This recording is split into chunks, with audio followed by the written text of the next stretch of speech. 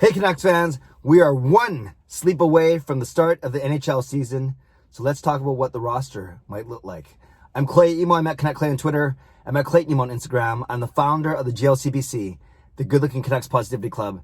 This is my Canucks take, all in one take. It's Clay's Canucks commentary for Tuesday, January the 12th. This is where you get Canucks insight that's positive and timely. Thanks to all of you. So many of you joined me last night for my live stream. It was my biggest live stream since the Canucks were playing in the playoffs in the summer. And I think it just speaks to the excitement around the team. But I also made a couple announcements and debuted a brand new look. Thanks to Sean and Jake, my sons, for helping me create gradient backgrounds and graphics. I started to use Streamlabs, had a brand new mic, which a lot of people commented on. But overall, I was really happy with how it went last night with it peaked at 100 people, which is kind of cool. A couple hiccups that I have to try and sort out before tomorrow if I can, but including just twice, I think it froze for a couple seconds. But overall, I was very happy with how it went, and I was very grateful for all of you for joining me last night. So don't forget, I'm going to do post-game live streams at the end of every Canucks game as long as I can, starting 10 to 15 minutes after the final whistle. Gives me enough time to upload a quick game reaction vlog to Twitter and YouTube, and then we get going with the actual live stream. So I hope you join me tomorrow night after a 4-2 Canucks win. That's my prediction, at least.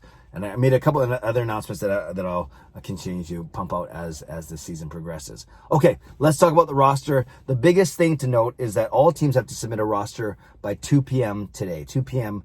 Pacific time, 5 p.m. Eastern. But just whatever the Canucks submit today, that doesn't mean that has to be their final roster going into tomorrow's opening night game. Let me explain. The best way to take advantage of Micheal Ferland's LTIR, is the cap relief that comes from putting him on the long-term injury reserve list, is by waiting as long as you can. And I won't get into the math and the mental gymnastics around all the numbers. Other people on Twitter have done a really good job of doing that. But I'll just say this: the longer you wait to put Ferland on LTIR, the more of his cap relief you can take advantage of. So don't expect Hamonic and Hoglander to be on this 21-man roster later today, but don't freak out. Okay, so let's go through all the ramifications. On the back end, we know it's going to be Demko and Holtby. No-brainer. 2 goalies.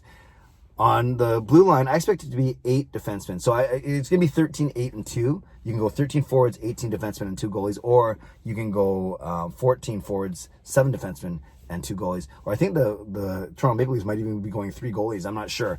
Regardless, you have to come up to the number 23. So I think the Canucks will end up using 8 defenders. But for contract purposes, remember, Hamonic won't probably be on the roster today. Expected to be the 7 of Schmidt, Hughes, Edler, Myers, Juolevi, Ben, and Chatfield. There's your 7.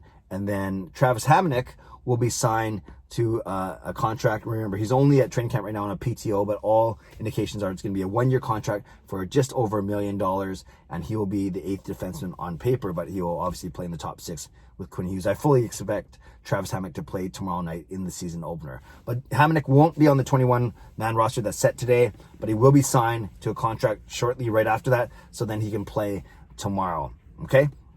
That means a couple noticeable names: Jack Rathbone and Brogan Rafferty. I'm pretty sure that Rafferty is going to be on the taxi squad as opposed to Rathbone. I'm not completely sure yet. And don't forget, there's still guys like Brisebois and Sautner, guys that were waived yesterday, who cleared waivers. All 6 Canucks cleared waivers. No surprise: Bailey, Berchi, Eriksson, Gravevac, Brisebois, and Sautner. So between Rafferty, Rathbone, Brisebois, and Sautner, they're going to probably keep 2 of those guys on the taxi squad. That's my guess, because you have 8 guys on the main roster and 2, so that makes 10 defensemen. So that's something to keep an eye on. And then up front, no surprises here. You have, of course, the Lotta line of Pettersson, Besser, Miller, then Horvat. You have Pearson, so that's 5. Not Hoglander yet, so that's 5 so far. Then Sutter, Beagle, Mott, that's 8. Gaudette, Virtanen, Roussel, that's 11. Then Zach McEwen is 12. So there's your 12. And then Jace Harlock will likely start in the injury list thanks to Tyler Mott during that scrimmage. So you have your 12 forwards, and then that leaves room for Hoglander. So what they're going to declare today is the 21. The 12 forwards, the 7 defensemen, and then the 2 goalies. That makes 21. Then, after they submit the roster, I fully expect them to sign Nils Hoglander, or not not sign him, but basically assign him to the roster, and then truly sign Travis Hamonic. So that means guys like everyone that cleared waivers yesterday, as I mentioned in my vlog yesterday, we're not sure if they're going to be Utica bound, or we're not sure if they're going to be destined for the taxi squad. And I'm going to talk about Louis Eriksson in a second. So that's the biggest news I think that we need to look for today, Canucks fans, is that there will be a roster declared set by 2 p.m. today, but fully expect the Canucks to add the two H's, Hoglander and Hamonic, to that roster before tomorrow night's puck drop against Edmonton. So I hope that makes sense. Like I said, I don't want to get into the numbers. You can find other people doing that on Twitter to talk about that. But you just want to keep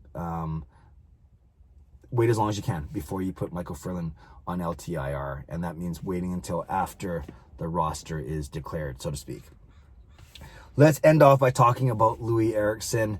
You know, I was not one of the people who rejoiced when I saw Eriksson on waivers. I think it's a good business move for the Vancouver Canucks.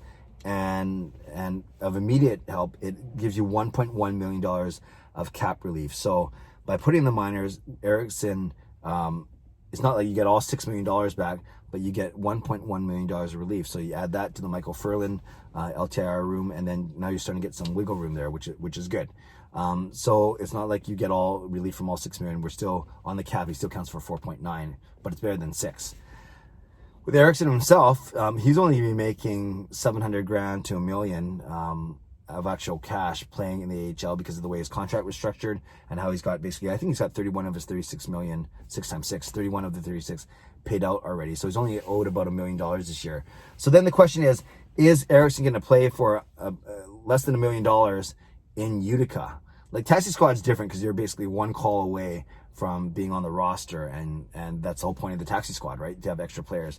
But Utica's a different animal. Once you're in Utica, I don't think you're coming back up for the season because that's the whole point of the taxi squad. Those guys are more readily available. So is Eriksson going to play in Utica with a bunch of career minor leaguers for less than $1 million this year? That's the big question. And if he says, no, I don't want this, and if he retires, then you're not getting just $1.1 million cap relief. You're getting $6 million cap relief for this year and next year. So that's a big difference. I don't think you can force Eriksson to retire, and that's really, there's no integrity in that. But if he decides, no, I've made enough money and I don't want to play anymore, imagine that if the Canucks free up that much cap space. But we can talk about that more once we get to it. Another option is that the Canucks buy him out, not this season, but next season. It only makes sense to buy out someone in their last season of their last year of the contract. And I've talked about this before. I've talked about how basically the formula is you pay 2/3 for the first year, and then you pay the other third, half of the other third in the second year. I just messed up the formula. But my understanding is if the Canucks bought him out next season, you pay $4 million next year to buy him out, 2/3 of $6 million. So you pay $4 million, and then you have another $1 million to pay him in the season afterwards. But if you say to yourself, well, he's not going to quit, I'd rather pay him $4 million on the cap, and then he's gone, as opposed to $5 million or $6 million if he's still here. That's one thing to consider. And then the $1 million the season after is really immaterial. So a couple things to think about Louis, but we can explore that once we find out if he's going to be destined for the taxi squad or for Utica. So a few things to look out for. The Canucks are skating today at 11. Then there's the media availability at 12. I probably won't vlog until after the roster is set, and only if there's something that's substantially different than what I just talked about today, just now. Otherwise, if nothing newsworthy happens, I probably won't vlog until tomorrow morning, and with a preview, of course, and then I will definitely be ready for my post-game live stream tomorrow night. So Canucks fans, a lot to chat about there. Tell me about the roster thing. Tell me if you understand that whole 21 versus 23 man. Do you anticipate any problems with Hamonic or Hoglander getting signed? So those are a couple of things. What do you think of the lines that they've been running? Maybe that's something I'll talk about later if there's anything new in practice. And what do you think ultimately is going to happen with Louis Eriksson? Utica, taxi squad, or fail to report to Utica if he's there?